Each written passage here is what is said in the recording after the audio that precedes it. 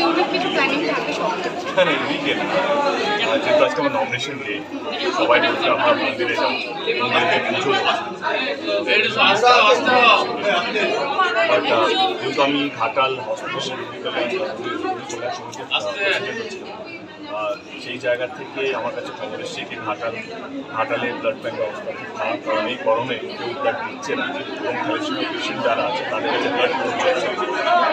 আমার মনে হয় কি যেহেতু নেতাদেরকে দেখে শিখে নেতারা হচ্ছে মার্গদর্শকরা থাকে ডেফিনেটলি অভিনেতার কাজটা আমার মনে হলো কি মন্দিরে আমি কালকেও যেতে পারি, পরশুও যেতে পারি, কিন্তু আজকের দিনটা যেই পেশেন্টগুলো রক্ত পাচ্ছে না সেই গরমের জন্য ব্লাড ডোনেশন কম হচ্ছে। তো আমি তোমাদের চ্যানেলের মাধ্যমে এটাই বলতে চাই যে এই গরমে ব্লাড ব্যাঙ্কের অবস্থা খুব খারাপ, কারণ সেখানে ব্লাড ডিপোজিট কমে গেছে এবং যাদের প্রত্যেক দিন রক্ত লাগে, প্রত্যেকদিন ব্লাড লাগে, অন্যান্য তাদের কাছে ব্লাডটা ঠিকঠাক পৌঁছচ্ছে। আমি এটাই বার্তা দিতে চাই যে তাদের জন্য কাছে মন্দির মসজিদ আমরা যেতে পারবো, কিন্তু যেটা প্রথমে সেবা হচ্ছে সেটা মানুষ। তোমাদের মাধ্যমে এটাই বলতে চাই কি রক্ত ঝরাবেন না, রক্ত দান করুন, জীবন দান, রক্তদান মানে জীবন। আজকের দিনে কেন? আজকের দিনটা স্পেশাল ডে আমার এবং আমার মনে হয় কি আজকের দিনটা আমি র্যালি করবো, নমিনেশন করবো, সারাদিন লোক নর্মাল ডেতে কেউ দেখেন এবং আজকের দিনে যেই বার্তাগুলো আমি দেবো সেগুলো হয়তো মানুষের কাছে পৌঁছবে, কারণ এত নিউজের মধ্যে এত র্যালির মধ্যে পুরো বাংলা জুড়ে বা দেশগুলো হচ্ছে যেখানে আসল নিউজটাই হারিয়ে যাচ্ছে কি সত্যি ব্যাঙ্ক বা ব্লাড ব্যাঙ্কে ব্লাডের ডিপোজিটের সংখ্যাটা অনেকটাই কমে গেছে।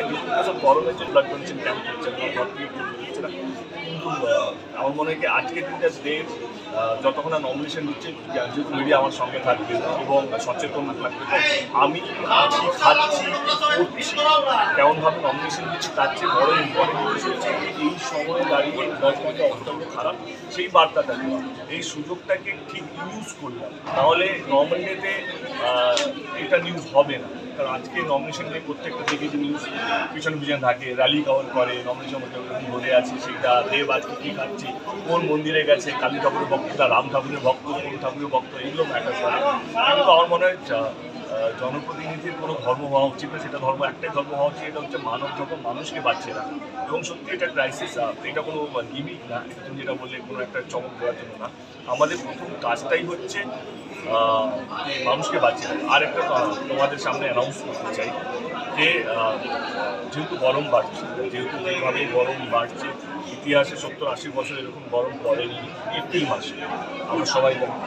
তো আমরা উদ্যোগ নিয়েছি যে আমি ঘাটাল লোকসভা কেন্দ্রে যতগুলো ভোট পড়বে দেবের নামে ততগুলো গাছ লাগাবো আমরা ঘাটাল লোকসভা কেন্দ্রে। মানে যদি আমার 8 লক্ষ ভোট পড়ে তো আমি যদি আমার 8 লক্ষ ভোট পড়ে, 9 লক্ষ ভোট পড়ে তো আমরা 9 লক্ষ গাছ লাগাবো ঘাটাল লোকসভা কেন্দ্রে। ইনফ্যাক্ট এই গরমটা যে চাপটা আমরা বাড়ছি, কারণ গ্লোবাল ওয়ার্মিংয়ের জন্য গাছ কাটা হচ্ছে, হচ্ছে, তো আমার কোথাও যেন মনে হয় কি আমার দায়িত্বর মধ্যে পড়ে। তো আমি বলবো যে যতগুলো ভোট করবে ততগুলো আমরা গাছ লাগাবো। আমি এটা বলছি না যত মার্জিনে দেবো ততগুলো গাছ, না, প্রত্যেকটা ভোট ঘাটালে প্রত্যেকটা মানুষ তাদের ভোটের মাধ্যমে একটা গাছ লাগাতে পারে। তো সেই জায়গা থেকে যতগুলো ভোট করবে ততগুলো আমি গাছ লাগাবো।